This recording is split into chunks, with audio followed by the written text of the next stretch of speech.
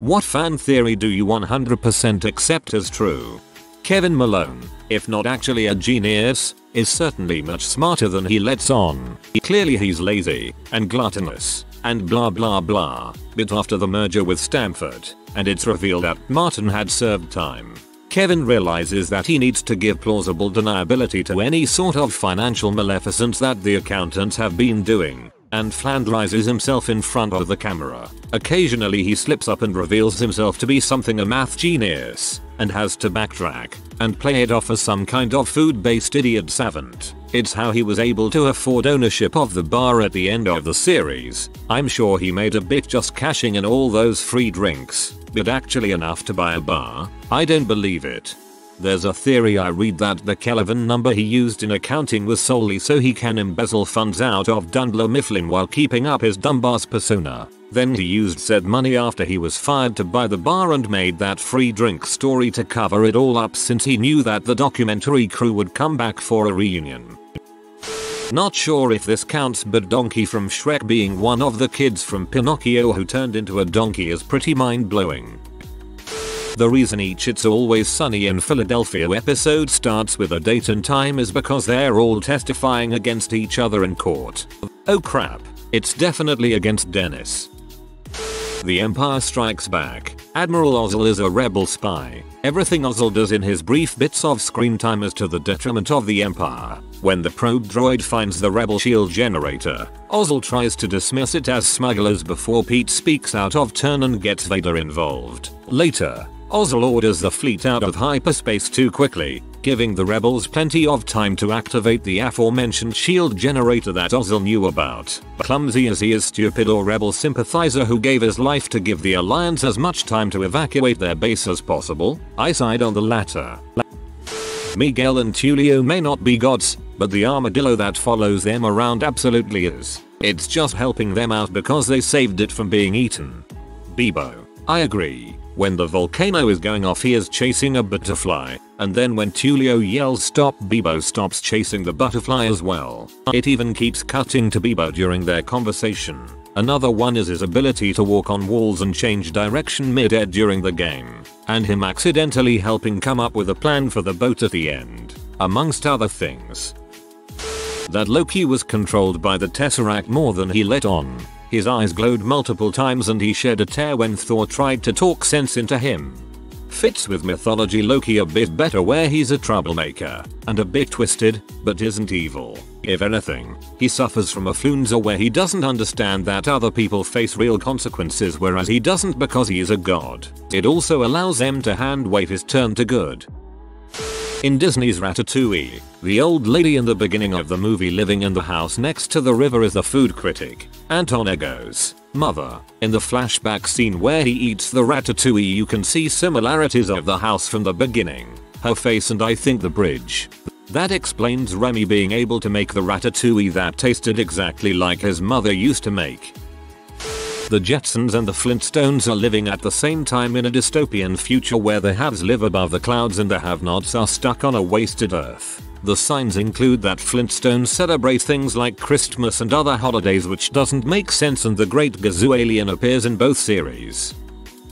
The town from Footloose is the same town from Tremors. The ban on dancing wasn't a puritanical attempt to control the youth. The town elders were aware of the graboid threat and banned dancing out of the fear that it would cause rhythmic vibrations waking up the creatures sleeping below the town. Kevin Bacon's character in Footloose stayed in the town, growing up to be his character in Tremors, at which point he has to try and contain the danger he inadvertently released.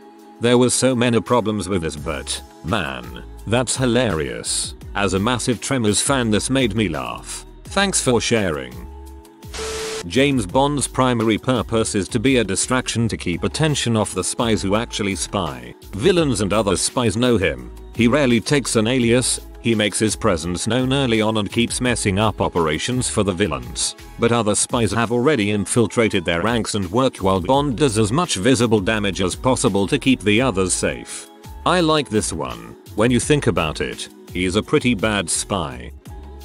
Little late to the game, but the theory is that the Kyber crystal in Luke's green lightsaber is the same one from Qui-Gon Jinn's. After Kenobi defeats Darth Maul with his master's lightsaber, he would have kept it as a keepsake. Despite rebuilding his own saber, it's likely he would have retrieved it and kept it with him after the Order 66 attack. After the Empire takes over, they destroy all artifacts and memory of the Jedi in their purge of changing the history, and most Kyber crystals go towards powering the Death Star. Because of this, any lightsaber crystal would have been very difficult for Luke to find after he loses the Skywalker saber. But we know he returns to Tatooine to complete his new lightsaber, likely returning to Ben Kenobi's home for components, where he would have found Qui-Gon Jinn's lightsaber and recycled its crystal.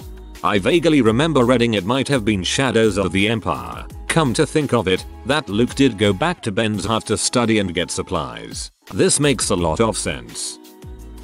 The monsters encourage the cowardly dog are regular people but seem monstrous from Courage's perspective, since he's cowardly. Also they live in the middle of nowhere because his owners never take him out, so that's how he views the world. Don't you dare tell me fricking Razzies is a regular person. Glinda dropped Dorothy's house on the Wicked Witch of the East, not the tornado, and uses her to gain control of Oz. One of the first things Glinda tells Dorothy is that she killed the witch. They praise her so she'll accept it, and when the Witch of the West comes along, who killed her sister? Dorothy. Glinda then puts the ruby slippers on Dorothy's feet but does not tell her that she can use them to go home. Instead, she sends Dorothy to Oz in possession of objects that a witch would murder her for. Dorothy, being forced into a situation where her only salvation is Oz and her worst enemy is the Queen, inadvertently exposes the Wizard of Oz as a fraud and murders the Witch of the West. Now, who's left to rule Oz? Glinda frickin' Witch of the North. She used Dorothy as an expendable pawn to gain control of Oz without having to leave her bubble. And when Dorothy is done upheaving the two biggest powers in Oz, Glinda sends her home and makes her think it was all a dream. She came down in a bubble. Doug. The real world in the Matrix movies is just another layer of the Matrix, designed specifically to appeal to people unwilling to conform to the normal Matrix. Humans in this outer matrix have confirmation of their belief that something was wrong, and get to indulge in the fantasy of being a heroic freedom fighter against the faceless evil machines, thus choosing to accept this false reality. The anomaly of the one is that he's capable of rejecting both realities, which is the reason why he had powers in the real world. Pokédex entries are written by young trainers. When a professor sends a bunch of 10-year-olds out into the world to document Pokemon, of course the research can't be expected to be professional in the least. This is how we end up with the creepy legends of ghost Pokemon that might have been passed around as playground rumors, or impossible facts like Makago being hotter than the actual sun. There's no reason why out of all the Pokemon professors, one of them couldn't have revised their dex information and correct the tidbit about Pidgeot breaking the speed of light or Gardevoir creating black holes or Blaziken's jumping over 30-story buildings. It's likely they leave the kids to their own devices without bothering to fact check, and kids, being kids, are going to exaggerate. Professor Oak just sent kids out on random errands so he could bang their moms. Jessica Fletcher killed all those people and framed others for it. No way that a lady just happens to be involved in a murder every week. That the book Rory writes in the Gilmore Girls revival is the original show, that explains why the characters are so different from the show versus revival miniseries. She's looking back at the past with rose-colored glasses. I 100% believe the two men accompanying the woman in the original Blair Witch Project planned and successfully executed a plan to murder her while they were deep in the woods. Too many factors point to good old-fashioned murder than a supernatural occurrence. I have one of my own. Buffy's mother Joyce's brain aneurysm occurred indirectly because of Dawn. Not through magic or anything directly supernatural, but she was Dawn's mother and therefore she would have the most artificially created memories: conception, pregnancy, life, thoughts, fears, etc. This caused so much real physical change to her brain overnight that it created real medical problems and killed her. This is never hinted at all in the show. I always kinda thought this too. It makes perfect sense. The first headache Joyce gets is in Dawn's first full episode. Robb Stark died twice. First in his own body, and second in Grey Winds. He had a chance to see Arya moments before his death. King of the Hill. Dale knew about Nancy and John Redcorn, but feigned ignorance. both to keep his home life stable and because he knew Joseph would be raised as his son rather than Ridcon's. Willy Wonka knew what he was doing. There was no seat for Augustus aboard that boat. He knew Augustus Gloop would fall in there.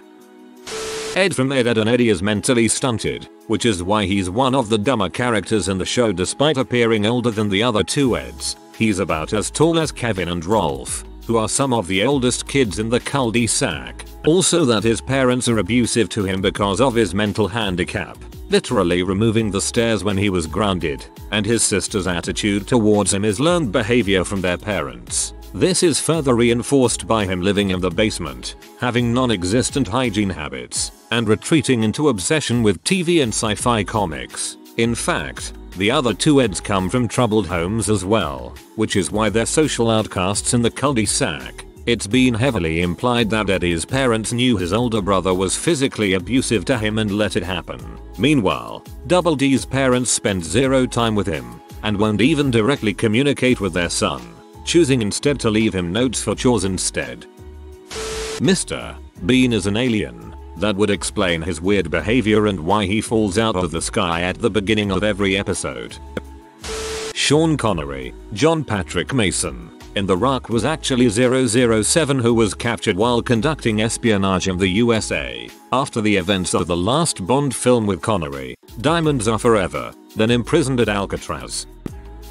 The Mad Max films do not take place in a post-apocalyptic wasteland. It's just that's what happens when a bunch of Australians get lost in the desert. Since clearly no one is lost in the first movie, I'm forced to believe that all Australian towns are a Mad Max reality. This was a Reddit post a while ago actually, but the theory was, in Empire Strikes Back, when Luke tells R2 to stay in the ship at various times, he doesn't stay put, because the last person to tell him that was Anakin and he never came back. When the Red John suspect list came down to 7 names and Lorelei recited the names, only McAllister had a prefix, Sheriff, and not any other name. This shows he had a narcissistic personality, which was a well-known trait of Red John. Never expect a mentalist fan. My own theory that in The Office when Andy proposes to Angela, the people playing his parents are different actors because they are literally actors. As in he hired them to pose as his perfect parents because his own parents couldn't be bothered to come. The people in the season 9 episode Garden Party are his real parents, who clearly are dongs. This is more of a personal fan theory than a common one, but the Titan in Titan AE was designed to be powered by consuming dredge like it does at the end of the movie. That's why they attacked Earth. My recollection is hazy, but I think the novelization either confirms this, or at least confirms this is what the Dredge Queen fears and drives her to attack Earth. Mad Max and Waterworld take place at the same time on different parts of the same post-apocalyptic planet. They're just unaware of each other's existences. Peter Pan kills any lost boy that grows into adulthood. Captain Hook and his pirates are all lost boys that have escaped and aim to stop him. That Dora the Explorer is visually impaired. She needs the viewer's help to see something that's literally 3 feet away from her, and she doesn't look at things directly. Dora is propaganda to get children to follow commands without questioning, regardless of how pointless the tasks seem. I don't actually believe this. It's just a kid's show. Marty McFly develops the inability to back down when called chicken in the second movie and on because in the first film, he creates a timeline where his father has confidence, changing the parenting style of his own background. Spoiler for American History X ahead. I don't know if this is a fan theory, but I always believed the boy that shot Danny was the younger brother of the guy Derek curb stomped and killed. That kid exacting revenge on his brother's killer by murdering the killer's brother speaks volumes, Imo. It also ties in beautifully with Danny's final speech about hate being baggage, so I always accepted that to be 100% true.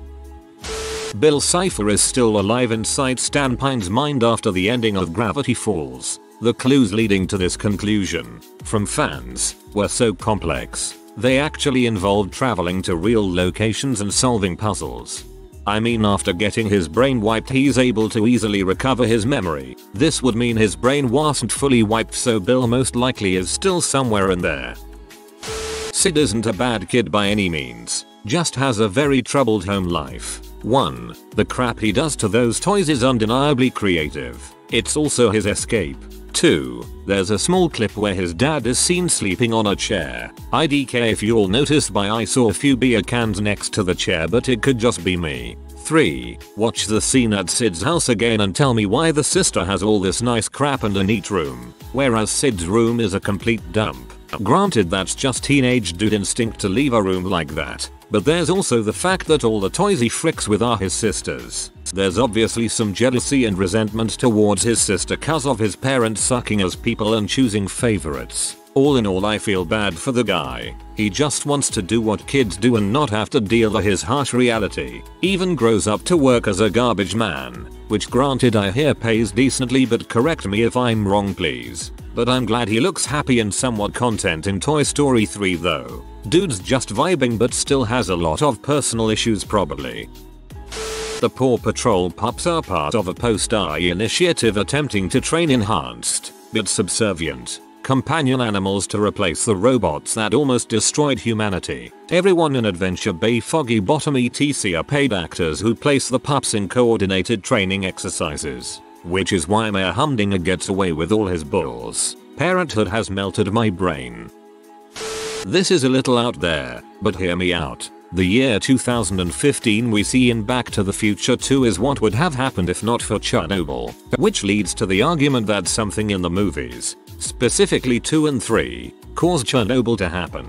As you know, the year the characters are from is 1985, with Chernobyl happening in 1986. My take is, learning of the Libyans' attempt to procure plutonium, the Soviets send a spy to Hill Valley to learn more in order to prevent destabilizing relations during the Cold War. The spy arrives late, and in the timeline established by just the first movie, leaves. This is the timeline we see in the second movie, which is eventually erased. However, Doc Brown meddles with time again, and causes the events of the second and thus third movie. The spy witnesses the end of the third movie with the flying train, and assumes it's a new sort of aircraft. He investigates the scene after the main characters depart and finds wreckage of the DeLorean. Among the wreckage is some parts of the destroyed fusion reactor. Relaying findings to the Soviets, they get the impression that the US is significantly ahead of them in nuclear development. To combat this, they aggressively greenlight a bunch of nuclear projects,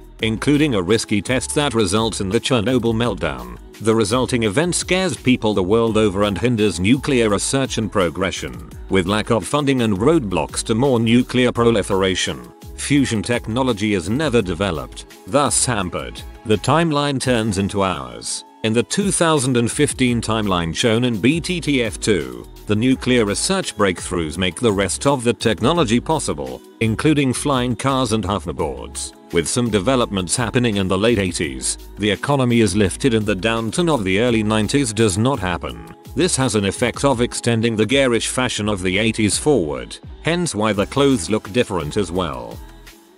Miles Morales is considered a death omen among Peter Parkers who are aware of the multiverse. Here's my explanation. Miles usually succeeds Peter as Spider-Man after Peter is killed. This happened in Spider-Verse, the Ultimate Comics, and I think it's implied that the same thing happened in the Ultimate Spider-Man cartoon, though in an alternate universe. Not to mention, I bet a lot of people were expecting Peter to die at the beginning of the Miles Morales video game. Now, in Rick and Morty, a show in which the multiverse plays a huge role, alternate versions of characters tend to fulfill the same role which Ricks are generally aware of. Jerry's are awful, Morty's are stupid but necessary, Bets must always be treated with kindness, etc. We see this in Spider-Man 2. Uncle Ben gets killed. Peter is romantically involved with someone with the initials MJ, or Gwen Stacy, who usually meets a tragic end herself. He has a best friend named Harry Osborn who oftentimes ends up as an adversary,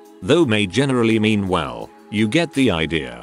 From here on in, it's pretty much all assumptions, so take everything with a grain of salt. While the idea of the multiversal community of doppelgangers is more often associated with Reed Richards, with the Council of Ricks even being a pun on Marvel's Council of Reeds, I personally believe that Peter may have the intellect to discover safe multiversal travel, make use of it and establish a similar community. And if these Peters can travel the multiverse, They may notice the patterns that we ourselves notice in all of these Spider-Man stories, including Miles taking up the mantle of Spider-Man after that universe's Peter's, usually violent, death. Maybe they treat their Miles getting his powers like we would being diagnosed with a terminal illness. Now that being said, it may be possible that some Peters may not save their Miles or prevent him from getting his powers in order to save themselves. Personally, I think this can be explored further by having a villain who is hunting down versions of Miles from across the multiverse. There was a precedent with Wolf Spider from the Ultimate cartoon,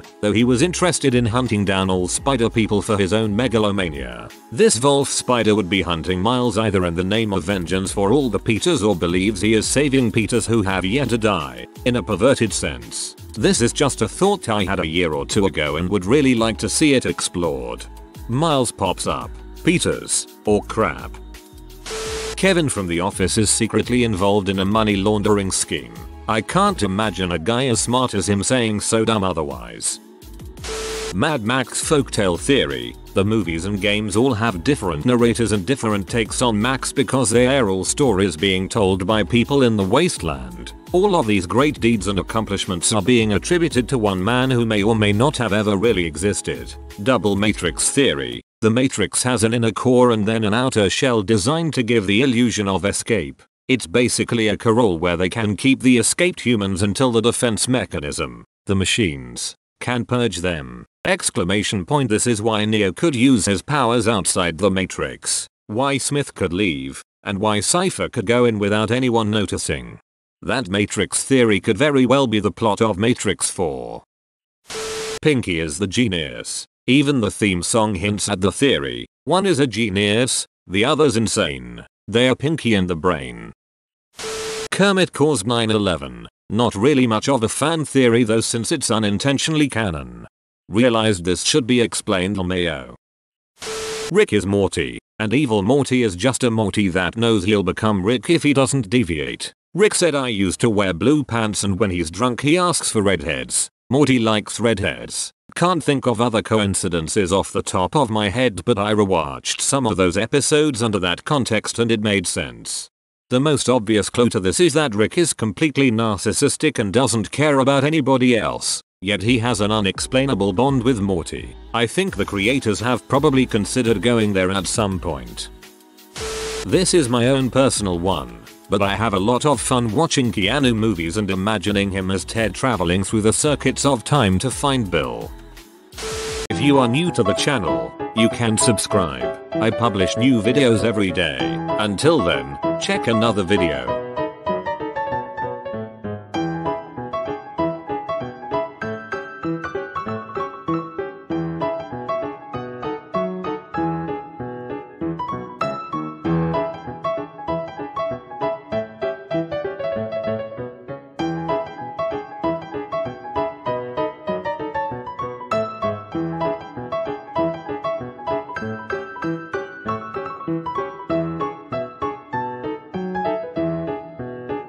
Bye for now.